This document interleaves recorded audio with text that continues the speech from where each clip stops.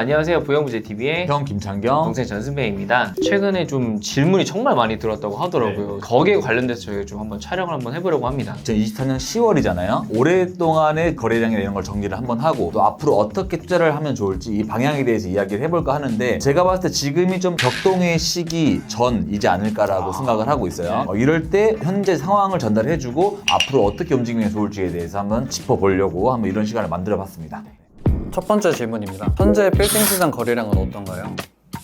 이 거래량을 올해 기준으로 한번 말씀을 드릴게요. 결론적으로 말하면 최근 거래량이 많이 늘어나기는 했어요. 비교를 하자면 올해 1월 달에 110건이 나왔고 2월 달에 100건의 거래가 있었는데 최근 3개월 따져보면 6월 달에 153건, 7월 달에 181건, 또 8월 달에 207건이 됐거든요. 네, 근데 9월 달도 아마 한 200건 비슷하게 됐을 거로 예상이 되고 있어요. 아직 다 집계가 되진 않았지만. 그래서 한 올해 초보다는 한 2배 정도 늘었다라고 보시면 될 것 같고 또 최근 한 몇 개월 동안 매달 오르고 있는 상황이다라고 보면 될 것 같습니다. 근데 이제 제 체감으로는요, 이사님, 거래량이 엄청 많이 는 것 같아요. 건물들 매각되는 속도 보면은 장난 아니에요. 좋은 투자성 있는 매물이라고 생각을 했었을 때 이거 좋은 물건입니다 라고 올리면은 한 1, 2주 안에 매각이 되거나 진짜 금액대 낮은 건물들은 시장에 나오고 나서 거의 하루 이틀 만에 팔리다 보니까 체감은 더 빨리 거래량이 늘은 것 같다. 그렇게 좀 느껴지고 있습니다. 그래서 원래는 한 작년까지만 해도 매수자 우위 시장이었는데 최근에 좀 밸런스가 맞춰지지 않나라고 생각을 하고 있습니다.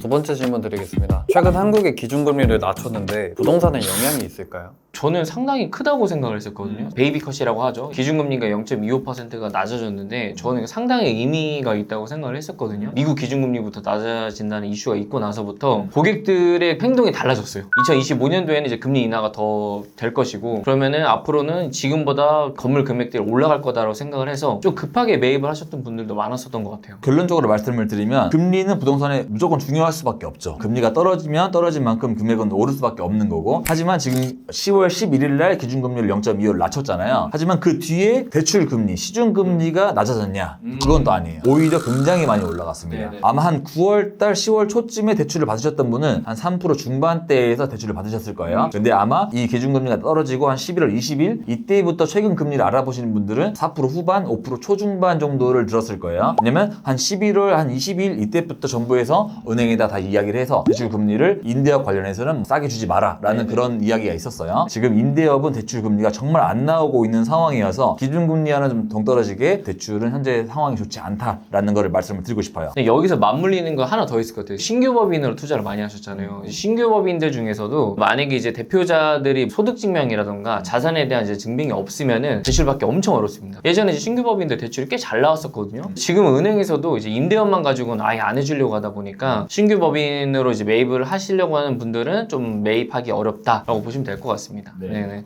세 번째 질문 드리겠습니다. 현재 대출을 받을 때 변동금리가 나을까요? 고정금리가 나을까요? 이거는 제가 저번에 이제 잔금했었을 때 최근에 이제 강남 건물을 이제 잔금한 케이스가 있거든요. 근데 그게 제가 알기로는 2년 고정금리가 3.34% 정도 나왔고 3개월 변동금리가 3.8%가 나왔거든요. 제가 판단을 했을 때는 어쨌든 이제 2년 고정이잖아요. 0.5 정도 차이 난단 말이죠. 오히려 고정이 더 싼 거죠, 지금은. 0.5 차이면 좀 꽤 크다고 생각 들거든요. 그렇죠. 상반기 때 아무리 해도 0.5 아래로는 그렇게 떨어질 것 같다는 생각이 안 들어서 차라리 고정으로 하는 게 낫지 않나라는 생각에 최근 고객 받았던 고객은 이제 고정금리로 진행을 했습니다. 사실 이제 이것도 제 생각에는 전략을 세우는 게 쉽지는 않을 것 같기는 해요. 왜냐면 금리가 어떻게 될지는 아무도 예상을 못하는 거기 때문에 제 예를 한번 들어볼게요. 제가 2022년도 2월쯤에 제가 부동산 하나 매입을 했잖아요. 그때 당시 매입을 했을 때 변동금리가 3.3이었고 고정금리가 3.9였어요. 고정이 높았죠 그때는. 그래서 좀 고민을 했죠. 0.6 정도면 엄청 크니까 변동을 할까라고 했는데 3.9 정도면 내가 감당을 할 수 있을 것 같은 거예요. 그래서 저는 오히려 변수가 싫었던 것 같아요. 이게 올랐을 때 우리 자금 스케줄에 대해서 변동이 오면 또 그때 위험할 수도 있고 대처가 힘들 수도 있겠다라는 생각을 해서 저는 오히려 3년 고정으로 3.9를 맞췄었어요. 그래서 내년 2월이면 다시 만기가 도래를 하는데 고정으로 하고 나서 바로 4.5, 6%까지도 거의 찍었었잖아요. 그때 저는 3년 동안 다 오르고 있을 때 좀 편하게 있었던 좀 기억이 있는데 물론 지금 고정을 해놓고 나중에 더 떨어질 수가 있긴 하거든요. 그때 배는 아파올 것 같아. 본적으로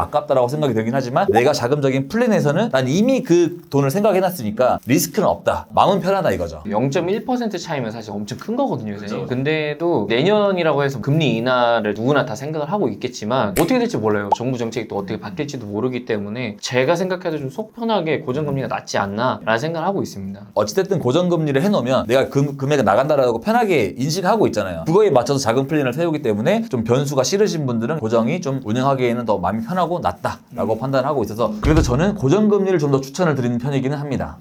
네 번째 질문 드리겠습니다. 강남 핵심 지역들 공실이 많은데 임대가 맞춰지긴 할까요? 강남뿐만이 아니라 저는 서울 전 지역이 다 포함이 된다고 생각을 하는데 저는 진짜 힘들다고 생각해요. 왜냐면은 신축이랑 리모델링 된 건물들 강남이 정말 수두룩합니다. 매물로 나와 있는 물건들 보면은 다 통임대 예정인 매물들이 엄청 많다 보니까 제가 생각했을 때는 공실 리스크는 안고서 매입을 해야 되지 않나. 그게 아니면 애초에 이제 임차가 맞춰져 있는 걸로 이제 진행해야 되지 않나라고 좀 생각을 하고 있습니다. 근데 막상 또 지금 공실이 많다라고 하는데 테헤란로 쪽은 공실이 아예 없어요. 그렇죠. 오히려 좀 임대료가 많이 올랐다라고 보시면 될 것 같아요. 진짜 메인 지역은 테헤란로 대형 오피스 있잖아요. 거기서 전용 100평을 쓰는데 예전이면 한 100평 쓰는데 1,300, 1,400 정도면 들어갔었거든요. 그렇죠, 네. 근데 지금 한 1,800에서 2,000 정도를 내야 들어갈 수 있을 정도로 수요가 많이 몰리고 있는데 지금 공실이 많다라고 하는 건 최근에 신축된 건물들, 리모델링들이 좀 공실이 많은 상황이긴 하거든요. 근데 이게 임대를 맞추려면 임대료를 깎을 수밖에 없어요. 재매각을 하려면 임대를 높게 받아야 되는 건데 임대를 높게 받아야 되니까 임대료가 평당 한 15만 원 이상으로 맞추고 있는 거죠. 그래서 이제 임차인은 그 수요가 안 맞춰지고 있는 거고. 하지만 이제 이게 한 12만 원, 13만 원 정도 떨어진다라고 하면 생각보다 또 맞춰지긴 합니다. 저는 약간 매입을 하게 되면은 보기 때문에 항상 말씀드려요. 1년 동안 공실을 생각해라. 지금 당장에 임차를 맞출 수 있는 여건은 아니고 임차인들이 볼 수 있는 건물들이 너무 많기 때문에 너무 많아요. 네네. 그렇기 때문에 당장에 임대를 맞출 수 있다는 거는 그거는 좀 아닌 것 같다. 좀 생각하고 있습니다. 예전에는 내가 시험을 보고 경쟁을 하는데 내 경쟁자가 한 3명이었어. 근데 지금 최근 1, 2년 사이에 내 경쟁자가 10명, 15명이 늘어난 거예요. 네네. 하지만 임차인은 수요는 비슷하죠. 그런 상황이다 보니까 경쟁을 하려면 임대를 낮추는 수밖에 없다라고 보고 있습니다. 하지만 임대료가 떨어지면 또 생각보다 금방 들어오긴 해요. 그렇죠. 그런 상황이다라고 보시면 될 것 같습니다.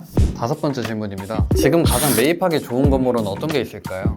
우선 수익이 나와야 된다라고 보고 있긴 해요. 수익이 나와야 안정적으로 내가 원하는 플랜대로 그 프로세스를 갈 수 있지 않나라고 생각을 하고 있어요. 물론 뭐 싸거나 이런 것도 좋긴 하겠지만 임대적으로 좀 리스크가 좀 큰 건물 같은 경우는 지금 임대 시장이 어떻게 바뀔지 모르는 거거든요. 그래서 좀 안정적으로 한 3년 동안 임대료를 잘 받을 수 있는 그런 건물들이 좀 낫지 않을까라고 생각을 하는 거죠. 지금 가장 매입하기 좋은 건물들은 사옥이라고 생각하거든요. 최근에 제가 이제 사옥을 찾는 고객분들을 미팅을 여러 번 했는데 통임대 건물들이 많잖아요. 깔끔한 건물들이 많다 보니까 고를 수 있는 게 너무 많은 거예요. 솔직히 임대료가 뭐 4천만 원, 5천만 원 나갈 바에야 대출 이자를 내면서 이제 사옥을 쓰는 게 저는 더 낫다라고 생각을 하니까 그래서 그렇게 봤을 때는 사옥형 건물들을 찾기가 투자하기도 지금 가장 괜찮은 시기지 않을까 그런 생각 좀 한번 해봤습니다. 하지만 이제 그거는 사옥으로 쓸 사람들의 한정된 거다 보니까 일반적인 투자자의 입장으로 봤을 때는 그래도 좀 수익이 좀 나와야 되지 않을까. 예전에는 싸고 세 차익만 좀 본다라고 생각하시는 분들이 많이 있었거든요. 하지만 이제 경험해봤잖아요. 워낙 정세가 좀 복잡하거나 어지러운 상황이었을 때는 그런 매물들이 거의 원가에 나오는 경우를 많이 봤기 때문에 전 세계적으로 좀 복잡한 상황이다 보니까 최근 한 4, 5년 정도는 안정적으로 내가 유지를 할 수 있는 건물이 낫지 않나 생각을 하는 거죠.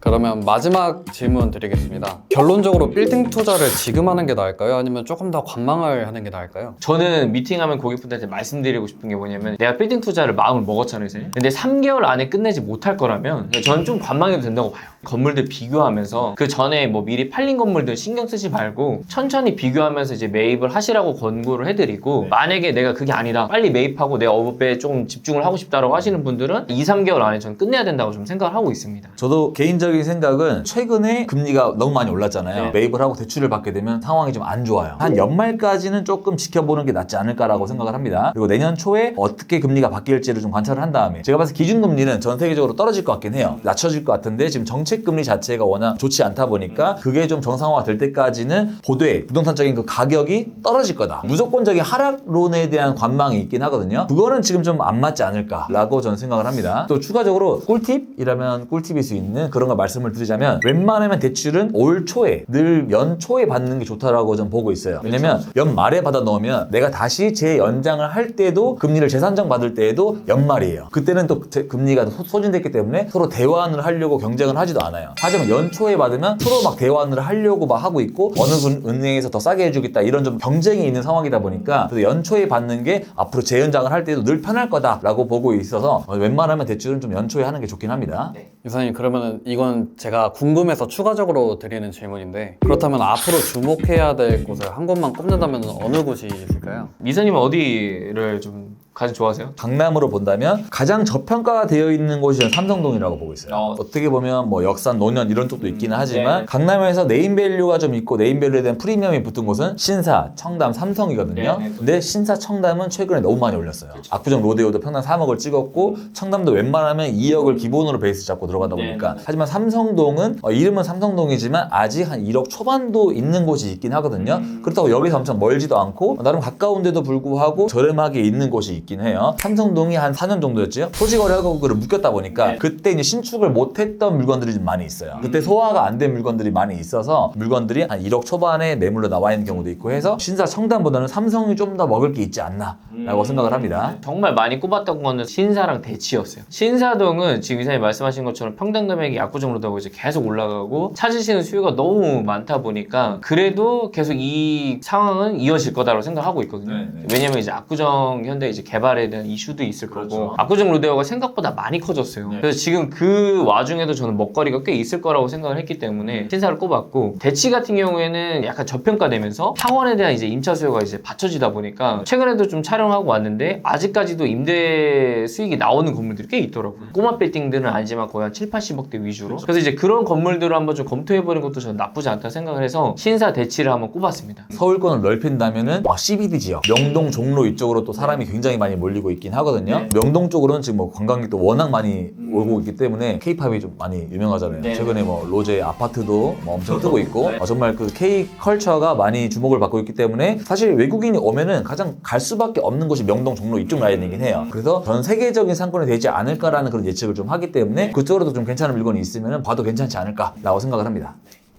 네, 오늘은 오랜만에 질문을 시작을 해서 영상을 촬영했는데 정말 예전 1년 전이나 2년 전이나 고객분들이 생각하시는 건 거의 비슷한 것 같아요. 근데 확실히 시장은 이제 그 매년마다 촬영을 하지만 좀 달라진 것 같다라는 좀 생각을 많이 합니다. 그래서 제가 봤을 때 오늘 컨텐츠의 핵심은 최근 금리가 많이 높아졌다. 지금 상황에 금리 받기가 좋은 상황은 아니다라는 걸 좀 말씀을 드리면서 정책을 좀 맞춰서 유연하게 움직이는 게 좋지 않을까라고 생각을 해서 이번 Q&A 컨텐츠를 마련을 해봤습니다. 앞으로도 계속 이 Q&A 영상을 촬영 한번 해보려고 합니다. 그래서 궁금하신 내용이 있다고 하면은 댓글 언제든지 달아주시면은 내용 정리해서 저희가 항상 이렇게 영상으로 답변 드리도록 하겠습니다. 제가 비록 이제 중개업을 하고 있고 영업을 하는 사람들이긴 하지만 최대한 객관적인 모습을 보여드리려고 하고 있기 때문에 질문을 주시면 정말 시장 상황에 맞춰서 객관적인 대답을 할 수 있도록 노력하겠습니다. 그럼 저희 오늘 영상에서 마무리하도록 하고 저희는 다음에 더 좋은 영상으로 찾아뵙도록 하겠습니다. 그럼 안녕.